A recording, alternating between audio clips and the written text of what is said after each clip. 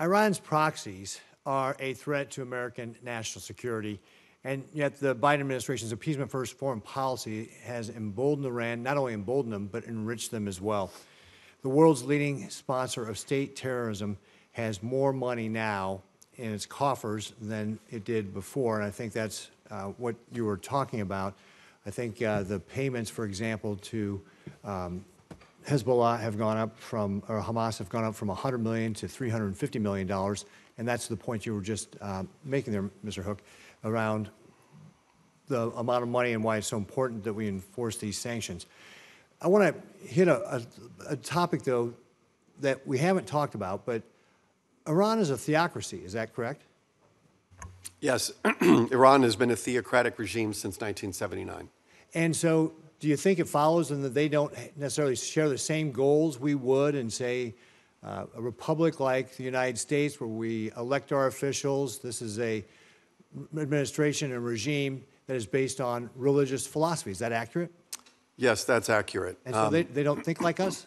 They do not think like us. They are a revolutionary, expansive regime that is committed by its constitution to death to the United States, death to Israel, and overthrowing Sunni governments in the Middle East. So is it naive to think there's any amount of money we can give Iran and they're going to be nice to us? Yeah, I don't think that money or talking nicely is going to get us anywhere with Iran. Right. I think, Dr. Maloney, you said their goal since 1979 has been to kick us out of the Middle East. Is that correct?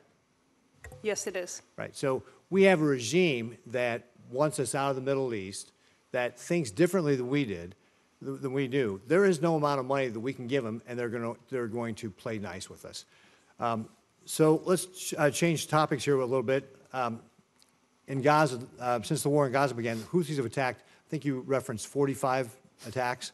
The military has shot down 95 drones and missiles. And, of course, we've also seen the attacks on U.S. forces in Iraq and Syria have tapered off recently, but certainly that had been a big increase. In January, President Biden, when asked whether the strikes are working, responded, "When you say working, are they stopping the Houthis? No." That was his quote. And then he said, "Are they going to continue? Yes." If this isn't emblematic of a failed exercise in deterrence and failed Iran policy, I don't know what is. It's also unsustainable. The defense munitions the U.S. is expending to interdict the Houthi attacks are costly, more so than the cheap drones the Houthis are using. And to make matters worse, the Biden administration's overturned the Trump administration's designation of the Houthis as a foreign terrorist organization and recently made it a specially designated terrorist organization. It's only partially reversing course to designated SDTG. And let's not forget the Iran support that's going on with them. Mr. Hook, why did the Trump administration designate the Houthis as an FTO, and do you believe the Biden administration should relist them as such? We listed the Houthis as a foreign terrorist organization because they met the definition under almost every criteria, according to the lawyers in the State Department. I thought it was a mistake for the Biden administration to delist them very early on. It was one of the sort of the early policy decisions of the administration. They have since done a redesignation of the Houthis. That is necessary. It's important to do. You need to do other things. I'm very happy that we did because they are a foreign terrorist organization. So when it comes to deterring the Houthis, clearly the strikes we've been doing have not been doing that. They continue to attack the shipping, as you point out, in the Red Sea.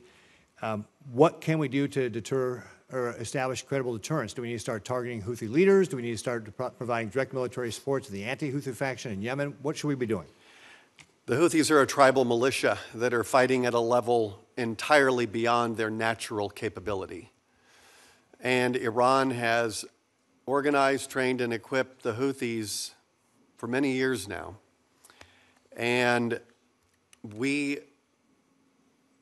I'm not privy to the intelligence that would drive decisions like targeting in terms of assets or individuals that enable the Houthis to have shut down international shipping. The Houthis did not shut down international shipping when we were in office. We worked very closely with our partners to put the Houthis in a defensive position. It wasn't perfect, but it is much better than what we have today. So I would strongly encourage the Biden administration to do the defensive military measures that will achieve deterrence. I don't think we're there yet. Great. Great. Thank you very much. Thank you, Mr. Chairman.